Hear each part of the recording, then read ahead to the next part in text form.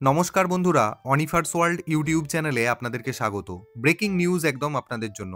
মাদ্রাসা service commission 7th SLST এক্সামের result দীর্ঘদিন ধরেই ঝুলে রয়েছে। আর রেজাল্ট পাবলিশের দাবিতেই বহু সংখ্যক ছাত্রছাত্রী বিকাশ ভবন অভিযান করেন এবং কন্টিনিউয়াসলি ওনারা লেগেছিলেন এই রেজাল্ট পাবলিশ করার জন্য।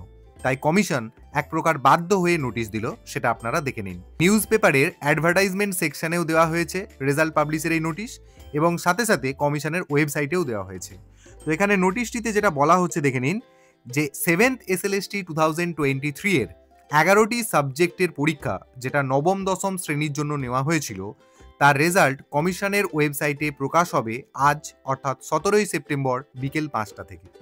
এবং সবশেষে একটা কথা না বললেই নয়, যে আন্দোলন কিন্তু বহু ক্ষেত্রে সদর্থক ভূমিকা গ্রহণ করে, আর তারই ফলাফল কিন্তু কমিশনের ওয়েবসাইটে ক্যান্ডিডেটরা দেখতে পাচ্ছে।